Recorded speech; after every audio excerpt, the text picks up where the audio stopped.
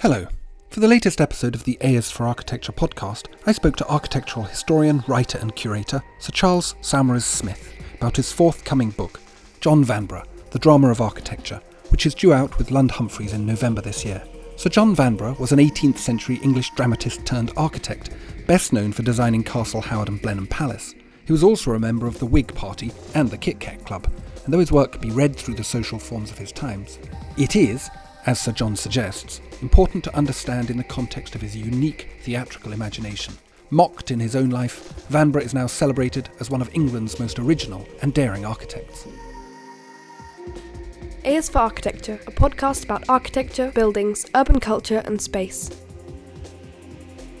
Hello and welcome to another episode of A is for Architecture podcast. I am delighted to be talking today to Charles Saumarez Smith. Charles, thank you so much for joining me. We're going to be talking about your book, John Vanbrugh, The Drama of Architecture, which is coming out with Lund Humphreys, has come out with Lund Humphreys, sorry. No, it comes out on the 20th of November. The 20th? So it's not yet properly out. It's being launched with a talk at the Wigmore Hall at 12 o'clock on the 20th of November. That's wonderful. Wigmore Hall is a phenomenal place to launch a book. Thank you. As I say, would you be able to, as all my guests do, to introduce yourself, please? So I'm Charles Saumarez Smith, and once upon a time I was museum director, but I retired from the Royal Academy in 2018, and then I wrote a book about museums called The Art Museum in Modern Times, and that came out in 2021. And I suddenly realized how fast you lose contact with a subject area if you're no longer working in it. And also people, I felt, it's not really sensible or appropriate to comment on people who have taken over running museums. So I wanted to do something different. And it was during lockdown. I was thinking of various ideas and projects. And actually it was my son, Otto, who's also an architectural historian, who remembered, which, to be honest, I didn't really remember myself. I don't remember thinking it, that once upon a time, I told him that I would have liked to have written a biography of John Vanbrugh. And so, because it was lockdown and I had time available in a way I used not to, I started fiddling around and trying to figure out whether there was something new to say, whether other people were working on him, how I might do it. And I did something which, even now I'm not sure whether it was a good idea or a bad idea, I just started writing because I knew the broad scope of the subject. I thought I would launch into it and start at the beginning and see where I got to. And by the time, after about 3 years, I had got to the end of his life. So the book I wrote as I went along, partly because I had worked on Vanbrugh in the 1970s and 1980s, tangentially. I did a PhD on Castle Howard, and Vanbrugh was responsible for Castle Howard. At that time, I wasn't so interested in Vanbrugh as in the broad aspect of the construction of the house and why it was constructed. I felt then that everything had been said about Vanbrugh that needed to be, but somehow, somewhere in my subconscious, actually, I realized that wasn't true.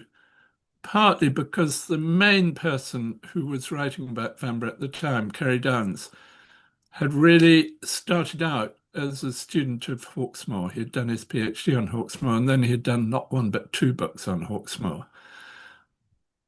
And when I was working on Castle Howard, I felt that, contrary to what some people had said, actually Vanbrugh was very much responsible for its overall design and conception. And if you looked closely, which I did for the book, at the chronology of the gestation of the house, it seemed to me fairly clear, not a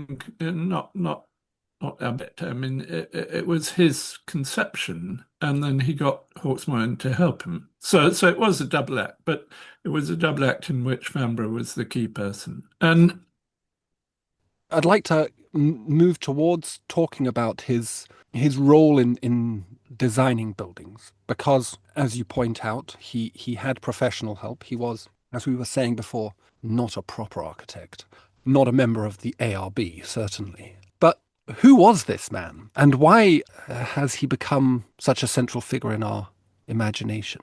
But perhaps a chronology first. Yeah, so for those who don't know about him, he was born of quite a well-to-do family. His father was a merchant. They started out in the city, and then probably because of the plague, they moved up to Chester. And it's pretty obvious he didn't know what to do with himself because he starts out working for a cousin in the wine trade. And then he joins the East India Company and rather amazingly goes out to India. But he obviously doesn't like it because almost as soon as he gets out there, he arranges to come back. Mm. So that was two unsuccessful starts. Then he joins the army, and he doesn't like that either, mainly because he joins the army at the time of James II. James II was expanding the army.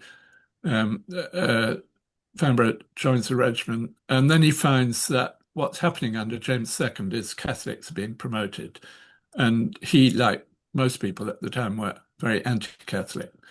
And so he leaves the army, and then he goes out to Holland, to The Hague, to join the people who were encouraging William of Orange to invade. And unfortunately, he's caught in Calais because he's obviously talking in favor of the invasion and the French are against it. So he gets put into prison and he spends an incredibly long time, 4 years in his late 20s in prison. Imprisoned where? So he starts out in Calais. He's like a political prisoner, so that people are endlessly writing to try and get him, extract him, either to exchange him for, there were French prisoners in jail in this country. But at that stage of his life, he wasn't regarded as of any importance. And as far as one could tell, he wasn't a spy, so that the government didn't feel any particular responsibility to try and get him out. So he just stays in jail. His mother writes. As I said, that they were quite well connected, particularly his mother came of quite a well-to-do family. And so she writes to people. Either she or he writes to James II, who was, by then in exile, to try and get him to help. And then he's transferred to Vincennes, to the Chateau de Vincennes, and then he ends up in the Bastille. So then he comes out and actually joins the Navy. It is a sort of very extraordinary early career. And then he comes back, he's in London. But this is around the 1690s, I'm assuming? Yeah. So born in the early 1660s, in the army under James II, so clapped into jail in September 1688, comes out in 1693, comes back to London in March 1693, and then his career is remarkable. He goes to a play, Love's Last Shift, by a young playwright called Colley Cibber, and he thinks, that's not very good, I could do much better. And he writes this play, The Relapse, which is still sometimes performed. It's funny and clever and witty. And he does it in 6 weeks. And he sends it off to the management at the Drury Lane Theatre. And they concede that it's clever and funny and interesting. And they put it on in November 1996. And suddenly he becomes well known as a playwright. And he was successful as a playwright. In fact, one of the things which I didn't really know, maybe I should have done, other people may know, he remained very involved in the world of the theatre. In architectural history, the idea is he wrote two plays, The Relapse and The Provoked Wife, and then somehow he turns himself into an architect. But that's not really correct because he carries on writing plays, at least until he gets totally immersed in the design and supervision of works at Blenheim. But he actually does this thing which I kind of knew, but in the book, I think is vastly much more significant if you look at his life. He designs a huge, great theatre on Haymarket. It was the main theatre, the Queen's Theatre, so that not only does he design the theatre, but also then he's in charge of its early productions. So that just the time he's designing and overseeing the early stages of construction of Blenheim, he's also having to rush back to London, just go to the first night of the plays he's putting on, and worry about the nature of the production, how much he's going to pay these superstar singers. The actors are endlessly quarreling. It's a big undertaking, so that one of the purposes of the book, and the reason the subtitle is The Drama of Architecture, is to try and demonstrate that he was important in the world of the theatre, and that some of those skills of supervision of theatre were probably transferable to the supervision of works in architecture. Now, you can say that, but can you demonstrate it? It's hard to do other than as an analogy. But what I do try and do is at least demonstrate that he's doing the two things simultaneously, so that at the time he's designing Castle Howard, absolutely, certainly also when he's designing Blenheim, he's also simultaneously spending the night at the theatre. It's a fascinating story. And there's one little gap in your telling of it, which is, and it probably is because it's so embedded in your own knowledge and imagination now, but you say he's managing a theatre and also designing Castle Howard. How did he get to be designing huge buildings? Where did this gig come from? Because he comes off the back of the Navy, ends up in London, does some theatre, but he's also doing palaces. So who was employing him? And what was his sort of right to that role? How was it concocted? Okay, so traditionally, that's been regarded as the great unsolved mystery of Vanbrugh's life and career, and indeed a mystery of Castle Howard. Why on earth did the Earl of Carlisle, who was very prominent at court, he was a gentleman of the bedchamber, and he became First Lord of the Treasury, which is equivalent to Prime Minister.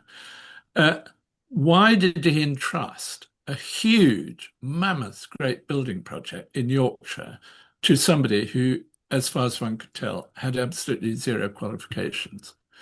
Now, there are two ways one can answer it, and I try to answer it in the book.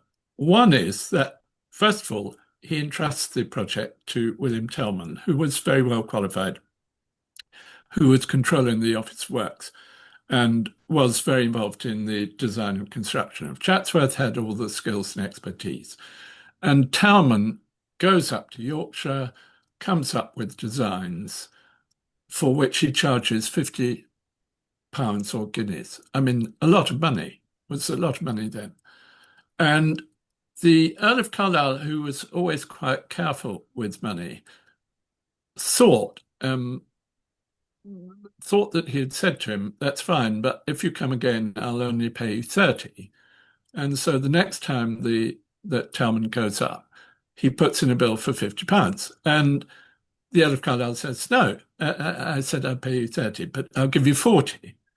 And Tellman goes to court to recoup the entire 50. Well, not surprisingly, that's the end of Tellman as the architect for Castle Howard. Then the Earl of Carlisle is stuck with a problem. Who does he get to do it? He maybe talks to Wren. Wren was totally involved at the time, still trying to finish St. Paul's, and he was involved with Greenwich. He was involved at Westminster Abbey. He didn't have the time, and as far as one can tell, didn't have the interest in doing country houses. And then somehow the Earl of Carlisle, how did it happen? Gets talking to Vanbrugh. Vanbrugh's a member of the Kit Kat Club. They're both members of the Kit Kat Club, which is this kind of grandees club. And Vanbrugh persuades him that he could do it.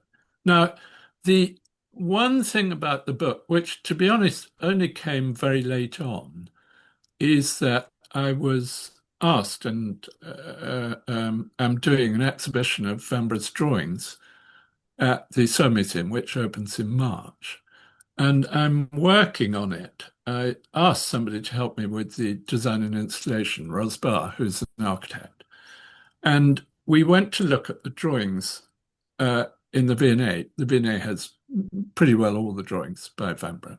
And she looked at them as an architect, not as an architectural historian. And what she felt, which sort of is obvious, A, they're much better than people think. Traditionally, Hawksmoor is regarded as a professional draftsman, and Vanbrugh is regarded as not a professional draftsman, which is true. But what is obvious is Vanbrugh is a very inventive draftsman. I mean, he drew, there are absolutely hundreds of drawings for small houses for Greenwich. He drew kind of obsessively. Now,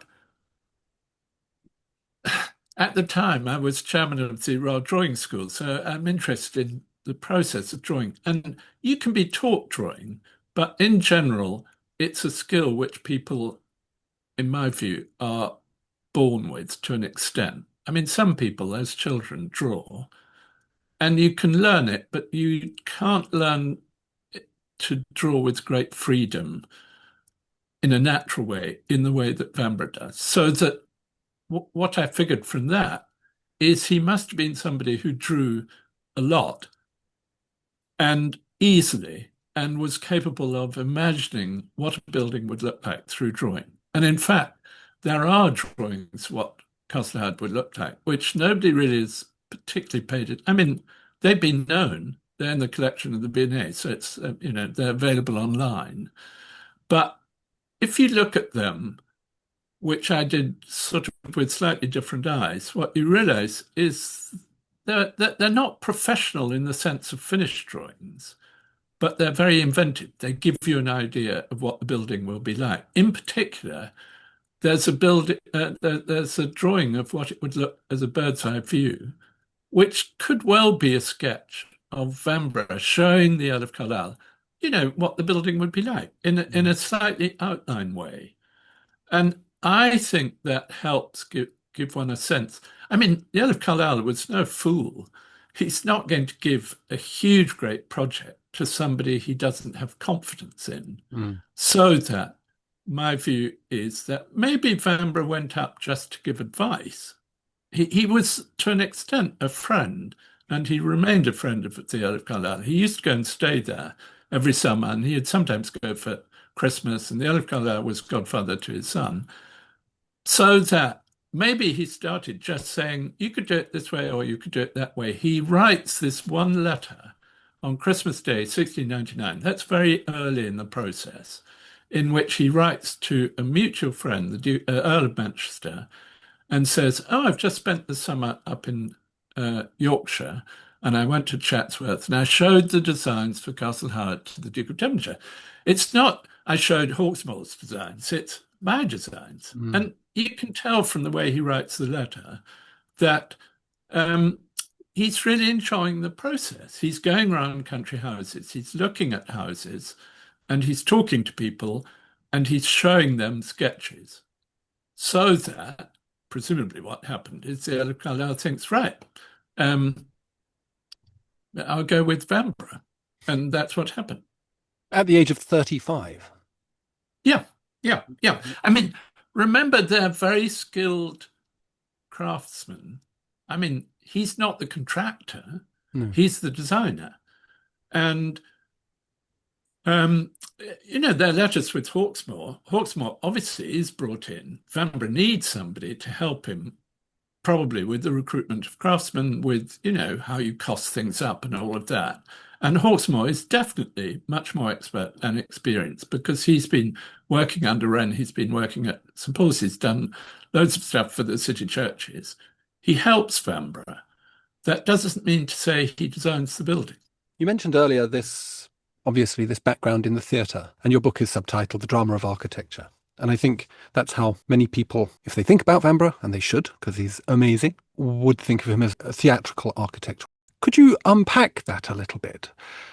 This idea that his background or his theatrical imagination forms his buildings, shapes his buildings. Because you said earlier, how do you prove this? Well, how do you prove this? Okay. So, I mean, in fact, I've been thinking about this more since I did the book, precisely for the reasons, I know that people are going to say, well, that's fine. You show that he was involved with the theatre, but how does it actually feed into the design?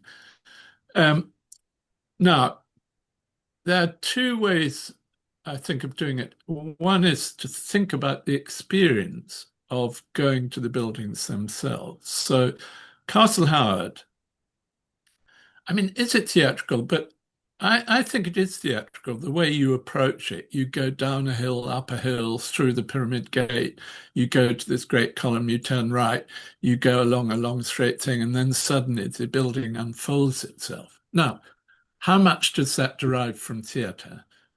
It's hard to say.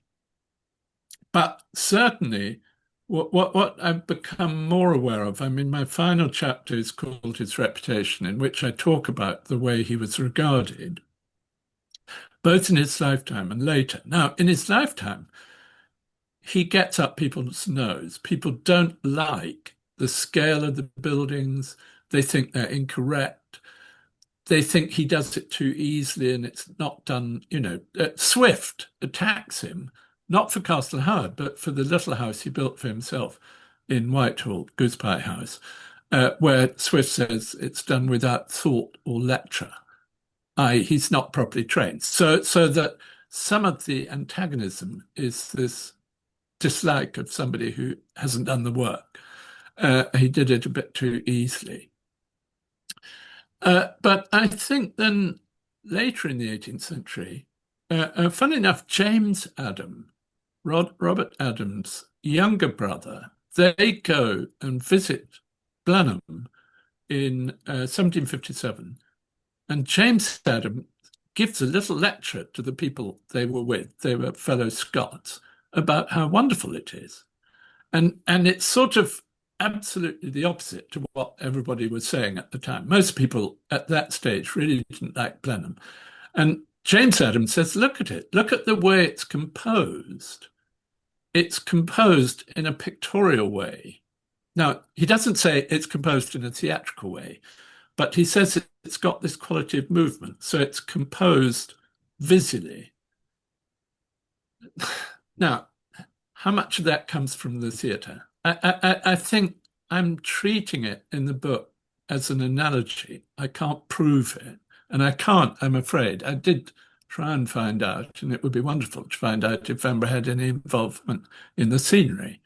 He was friendly with James Thornhill, who was involved in scenery, and he brought Marco and Sebastian Ricci over from Venice, and they did stuff for the Queen's Theatre Haymarket. So he was involved in the theatre, and he thought he had a kind of a theatrical imagination. Reminds me of the idea of the screenwriter, the scriptwriter or the playmaker, not thinking about the scenery. It seems to me to be slightly absurd, or not to be involved in that. I was thinking about, as you were speaking, the stage directions in A Streetcar Named Desire by Tennessee Williams, where obviously the play is written with a very clear scene in mind, and I assume that would be true of that period of theatre making. I don't know why. Maybe perhaps because I'm thinking about it more in relation to Shakespeare's time, which is only 150 years before, where there was obviously an intimate relationship, and theatre was a much more visceral kind of thing, much less kind of professional, I suppose. So it wouldn't surprise me at all if he was. And I was thinking, as you were talking earlier about the theatres, whether he was like Arne Jacobsen, a sort of total architect, where every single component piece of his theatre, the plays put on in it, the seating, and then the set itself was also his work. So in the conclusion, I wrote a version of what you've just said, which is that if you're writing a play, you've got to think about how actors are disposed across the stage and how they interact and how they interrelate with one another. And that would have fed into his architecture. And then the person who was very helpful in kind of editing the book said, "Are you sure that's true?" But I do think, I mean, Shakespeare was only 100 years before, and Shakespeare leads into Inigo Jones. Inigo Jones leads into John Webb. And the world of the theatre, there's a continuity into it. So that Davenant, who runs the Drury Lane Theatre after the Restoration.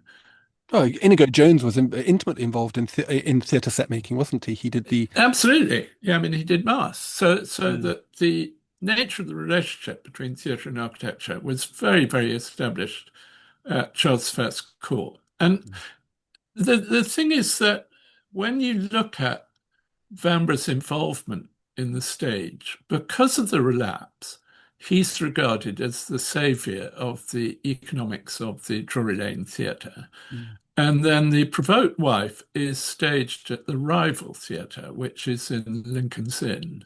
The actors all quarrel with one another Mm-hmm. endlessly. And then Vanbrugh comes in slightly from the outside. And it looks to me as if he's regarded as somebody who they can trust. They absolutely hated Christopher Rich, who ran the Drury Lane Theatre, who did it all for economics and started kind of lowering the. He wasn't interested in the theatrical aspect of it, and the actors all left and went to Lincoln's Inn. This was from memory 1695, so just before the relapse. Then Vanbrugh comes in, and because the relapse is successful, it's successful economically as well as in stage terms. And then obviously he gets involved in how do you solve this situation? And one of the ways he wanted to solve it was by doing this new big theatre, sort of more in the West End. It's closer to the court. It's on a bigger scale. He was deeply, deeply immersed in the nature of productions, what would succeed theatrically, and that I think does translate. You've mentioned how Vanbrugh shot off in his late teens, early 20s, I guess, East India Company into the emerging empire. And obviously, as you've also pointed out around Charles II, he's comes at a fulcrum point in British political history and at the time of the rise of Whig culture. WHIG, for anybody who's now Google searching this. Could you explain this a little bit? And to what extent, I suppose, should we read his buildings as instruments of that new Whig culture and this emerging colonial or imperial trend in Britain? And just as an addendum to that, just to make the question extremely attenuated, to what extent did the empire or these new lands that were being encountered, do you feel that there was a reciprocity, a feeding back in his work? So I haven't done a lot about India. Uh-huh. Partly because, to my shame, I've never been to India. And also, there's a younger architectural historian called Rory Fraser who did an MPhil about Vanbrugh's time in India. And he is himself writing a book which comes out next summer. And so, for both those reasons, I kind of didn't feel that it was for me to do a lot about it. And as far as I'm aware, there's a lot of evidence other than a letter which the person who's running the fort at Surat writes saying that Vanbrugh doesn't like it and is going back home. So what I do now think, and I hope comes out of the book, is that there is a very strong political dimension to these houses because I found it incredibly interesting. I was writing this just post-lockdown. I can't remember exactly when Boris Johnson was Prime Minister, but what you realized is how quickly the Constitution kicks in if somebody's viewed as going against the Constitution. And James II went against both the Constitution in terms of vetoing people's appointment and then putting in his own people. And what you realize is the speed with which people object to that and start mobilizing against James II. And Vanbrugh's part of that. His cousins are this family, the Berties, who later he works for them at Grimsthorpe. And he's working for one of them in Oxford. That's one of his many careers I left out when he was like the private secretary for the Earl of Abingdon in Rycote outside Oxford. And it's interesting, the Berties are the kind of arch loyalist family. They'd been supporters of Charles I. They'd been, objected to Oliver Cromwell. And then once they realized their interests are being undermined, and also they're incredibly Protestant. They're very, very anti-Catholic. And once they realize that things are changing, they move very fast, which I kind of find fascinating because it's not so long after the Restoration. And yet there's a huge risk of asking William to invade, but they do it. And Vanbrugh is part of that group. And then the Kit Kat Club are very, Whigs with an H. I mean, they were supporters of William, they were supporters of Protestantism, they were supporters of Parliament and the parliamentary constitution, and they were against James II and against autocracy. And these big houses, well, Blenheim is obviously political because it's paid for by the state as a result of the Duke of Marlborough's victory at Blenheim. But Castle Howard, the Earl of Carlisle, was a great supporter of William III. The moment Queen Anne comes in, he said something slightly unfortunate to her about her first speech at the House of Lords. He's kicked out immediately. And then the person who Vanbrugh had written to in 1699 is the Earl of Manchester. They're a group of Whig grandees, and they did have a strong sense of their authority in the state and of the Whig constitution. Vanbrugh himself goes out with the Earl of Halifax to Hanover to give the young Prince George, not the one who became George I, but the one who became George II, become Knight of the Garter. Vanbrugh's the person who gives him the Knight of the Garter. And that means that when George I comes in September 1714, the first person he knights is Vanbrugh. So Vanbrugh's actually, although he's not political with a capital P,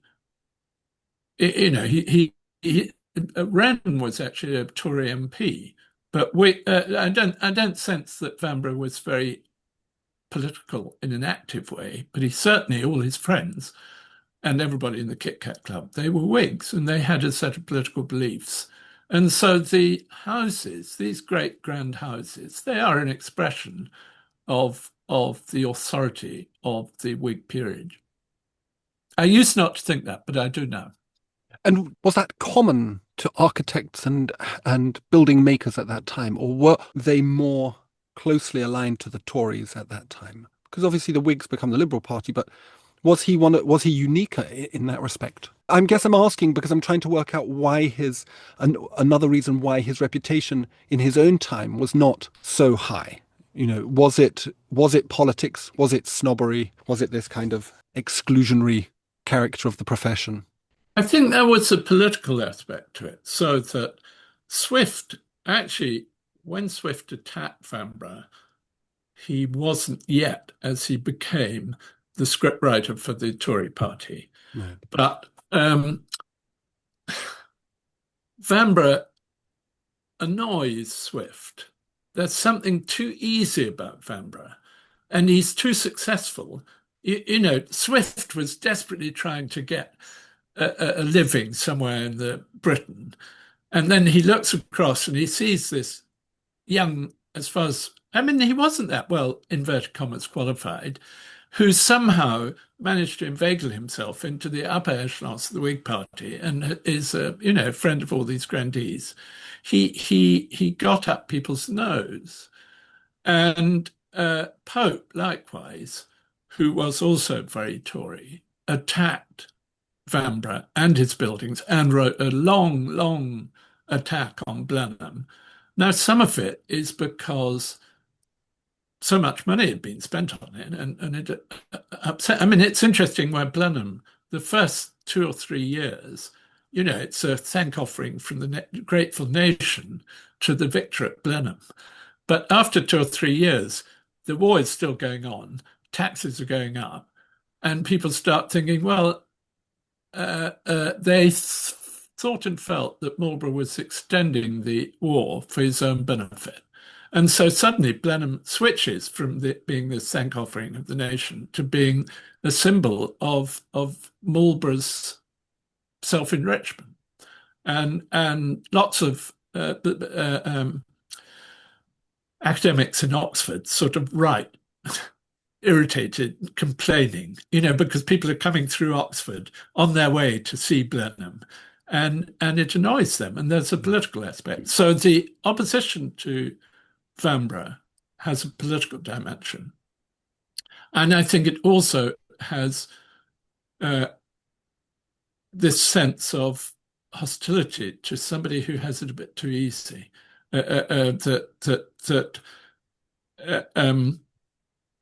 Well, we were talking before about Thomas Heatherwick. A lot of the opposition to Thomas Heatherwick is because he wasn't properly trained. He's not a member of the RIBA. And then he gets all these huge commissions from Google. I think that you can feel that there Vanbrugh suddenly is the architect of Castle Howard, and then he gets the commission of Blenheim. There were lots of people, including the Duchess Marlborough, who thought that Blenheim should have been given to Wren, who was, the experienced, qualified person who had done St. Paul's. And then suddenly, instead of that, the Duke of Marlborough meets Vanbrugh at the theatre and arranges to have breakfast with him. And suddenly, Blenheim is going to be designed by Vanbrugh. Well, obviously, if you're a fellow professional, it was annoying. It was probably annoying to Hawksmoor. I can imagine. So, to go back to your Thomas Heatherwick simile, did he write as well? Did he propagandize his own approach to architecture and space making, I suppose? It's funny how little. I mean, Vanbrugh is in some ways incredibly well documented because he wrote all these letters which people kept. I mean, partly because Blenheim, everything was kept because it was a state project. So that, and also Blenheim's a big place, so presumably they were able to put them in a cupboard and keep them until 1976 when they were transferred to the British Library. Castle Howard has a fantastic archive, and in the late 1920s, this person, Geoffrey Webb, who was the first person really to investigate Vanbrugh, produces a wonderful collection of Vanbrugh's letters. But the letters refer to building, but they're not, as you would describe or think, very architectural. I mean, he alludes to what he's doing. He corresponds, for example, with the Duke of Newcastle, who's another very prominent Whig politician, about how things are going at Claremont, which the Duke of Newcastle buys off Vanbrugh. The only thing which, funny enough, I don't deal with in the book, which people could well be critical of, is that Vanbrugh was a member of the 50 Churches Commission, and he does write a long piece about what he thinks churches should be like, which are about the role they should play in towns. But I began by writing it as a pure biography. And actually, because he was doing so much, it became insuperably confusing. And that's why I separate out Blenheim on its own, and Castle Howard on its own, and do the buildings and then end with the biography. But it means some things, including the 50 new churches, have got left out. But so that's a long-winded answer to your question. He did have an idea, an attitude to architecture, and he writes a lot about it, but it's casual. It's not propagandizing. That's very interesting. You mentioned Geoffrey Webb being the guy that sort of begins, the scholar that begins the writing up of Vanbrugh's life in the 1920s. Why was he not written up before? Did his reputation dip very quickly after his passing and the finishing of his work? And was he sort of an aberration that gets set aside? I think he was a bit of an aberration in his lifetime. And so he was attacked during his lifetime by lots of people. And then Palladianism comes in. Yeah. Vanbrugh, well, Hawksmoor's booted out of, and Wren is booted out of the Office of Works. And there's an idea of stricter design, which is based on both pattern books and classical precedent. And architecture becomes, if you like, safe. And Vanbrugh's architecture is very obviously not safe. It's adventurous, it's creative, it's not done according to any orthodoxy, so that by the time he dies in 1726, he is pretty out of fashion. And that carries on until, as I say, the Adams rediscover him. I think partly because they came from Scotland, and Scotland had a sort of sense of big scale architecture. And then, oddly enough, William Chambers, who was the arch Orthodox preacher of orthodoxy, weirdly wrote lectures when Reynolds was doing his discourses at the Royal Academy. Chambers was going to do lectures which were published, in which he writes that he thought Vanbrugh was a very good and interesting architect. So there's a generational shift. The first generation after Vanbrugh, they hated him. And then in the 1760s, 1770s, people, I think, start seeing that it's interesting, it's very ambitious, it's on a big scale, and it's, as they describe, pictorial, it's composed. Soane was really, really keen on Vanbrugh. Soane describes him as the Shakespeare of architects. And for Soane, that is the ultimate praise. So everything that he was disliked for during his lifetime, Soane realizes was sort of magnificent, that he was doing these big projects and they were adventurous.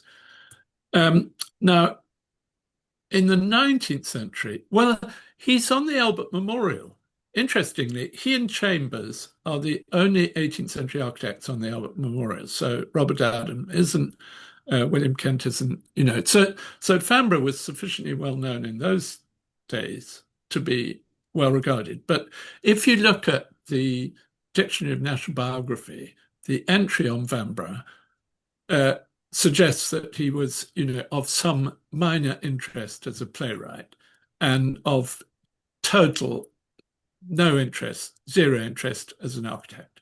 And that, I guess, represents, the view of him at the time the Dictionary of National Biography was first written in the 1880s or whenever.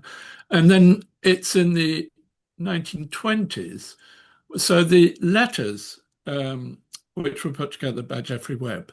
Geoffrey Webb was involved with the Bloomsbury Group, and the letters are the fourth volume of his plays, which were done by a guy called Bonamy de Bray. And I sort of sense, was it because of his interest in restoration drama? Latins, there's an element of Latin's architecture, which is kind of Vanbrughian in terms of the scale. Anyway, in the 20s, he becomes fashionable.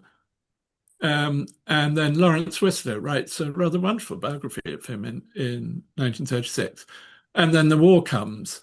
And I think post-war, people aren't interested in theatrical architecture. And it becomes unfashionable, and people get interested in Hawksmoor.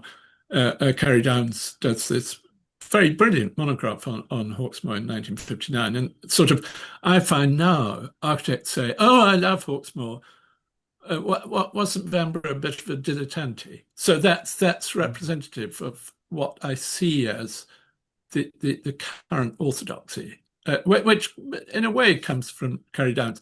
Hawksmoor's a good, serious, solid, interesting architect, and Vanbrugh, there's something a bit too, as Piers Goff said to me, architects don't like things which could be entertaining, visually entertaining.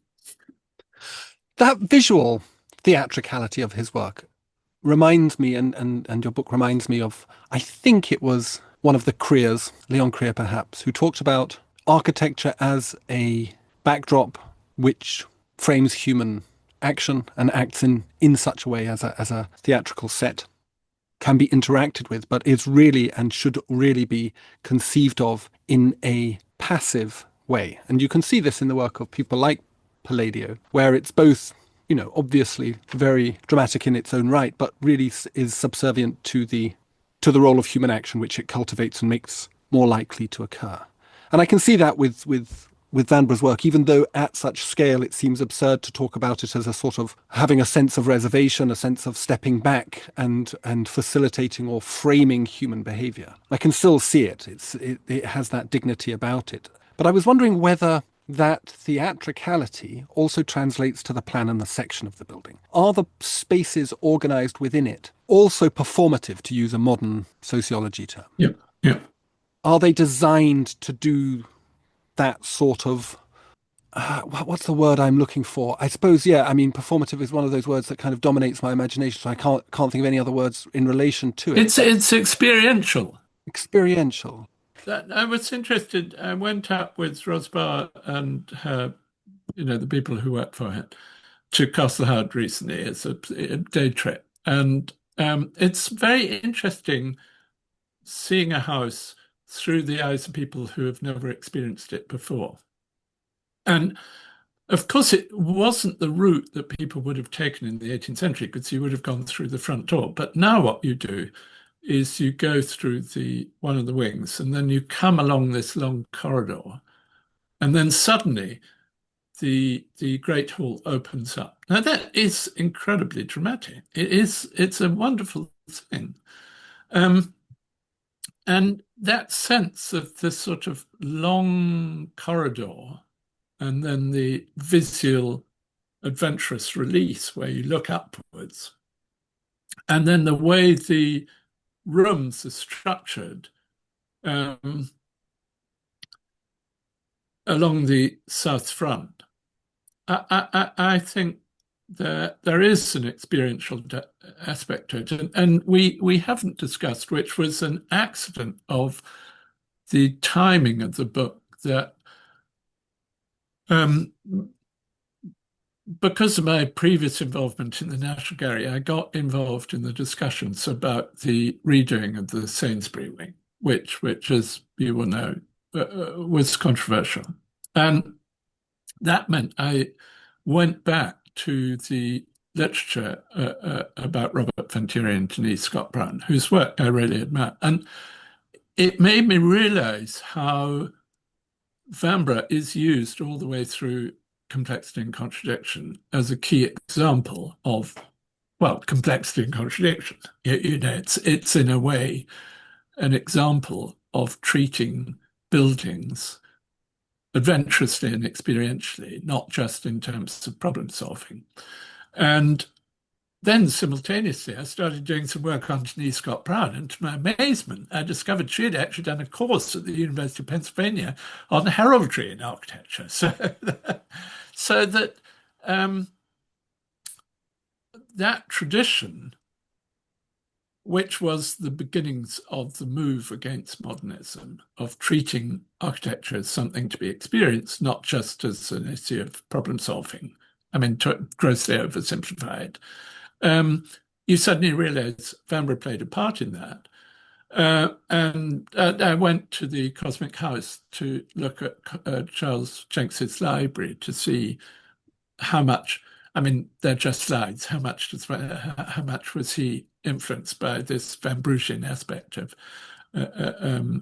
Venturi Scott Brown.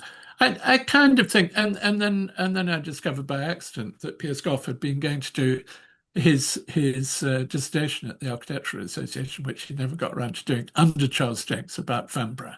So that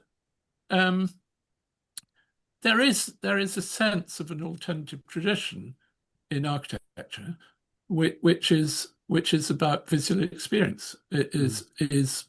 I mean, I was going to use the phrase entertaining, which of course in architectural terms is disparaging, but that's disparaging because of this slightly puritanical tradition, which views architecture as deadly serious, and that if it has an entertaining aspect, it's somehow inferior.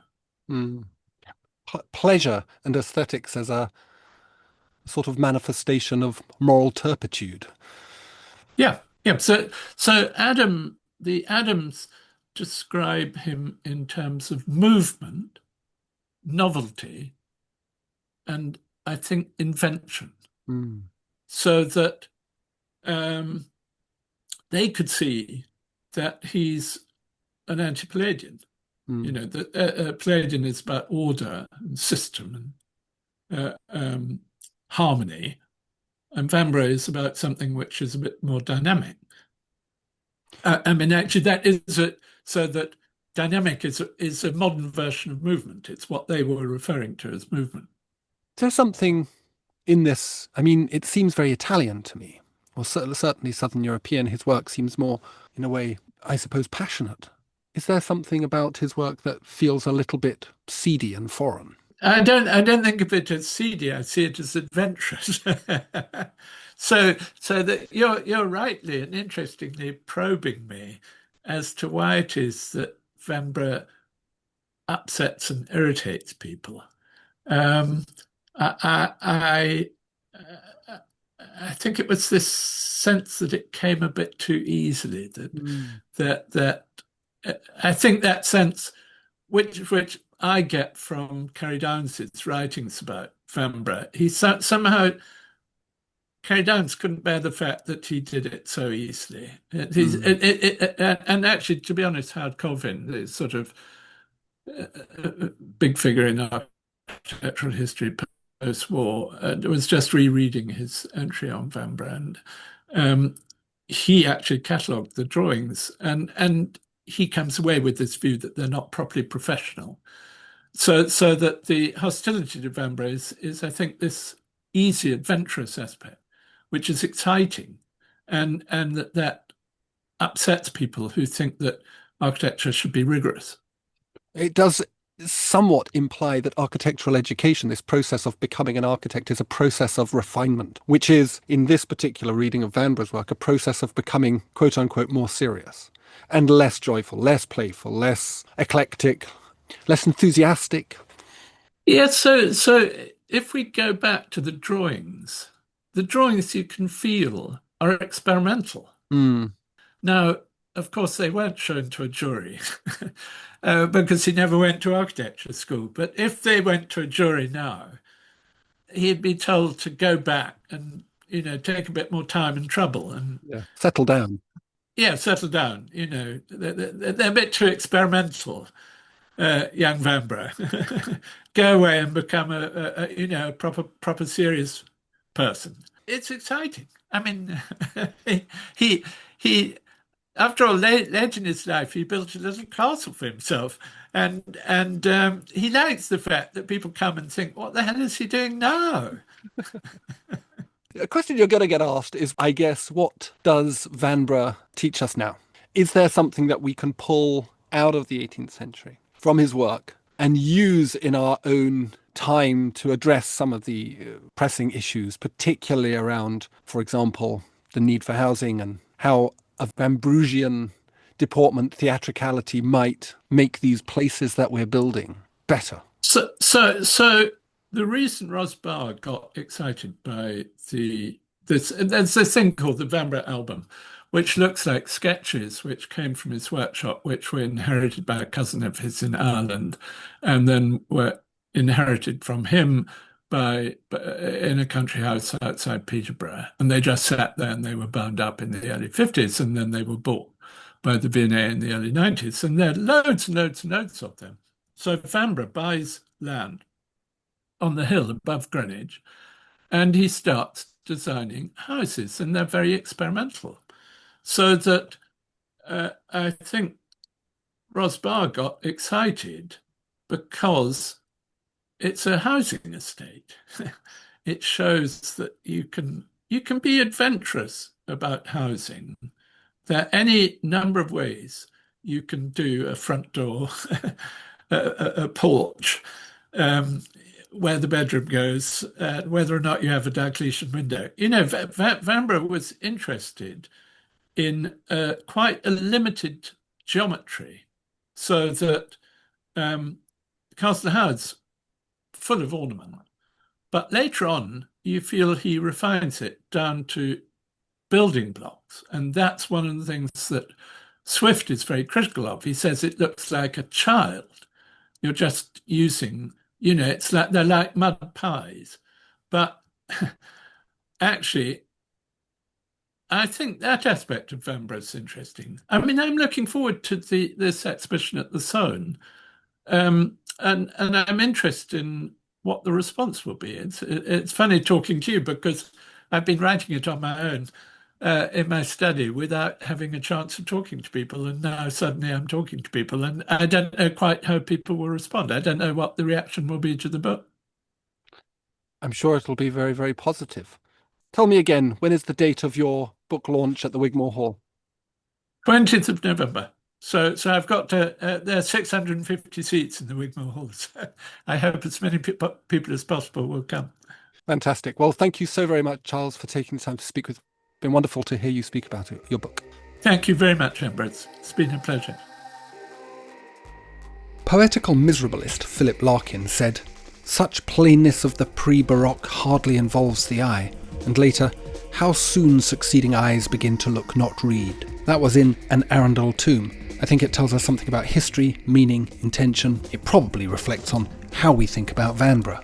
Thank you to Charles for taking the time to speak with me, and to Lund Humphreys for the PDF of the book. It's a beautiful thing. When it comes out, you should seek it out and buy it. Of course, look up Charles's book launch lecture too at the Wigmore Hall. I can only imagine it will be a wonderful event. Please see the podcast description for links to the book and to Charles on social media and his professional website. And thanks for listening.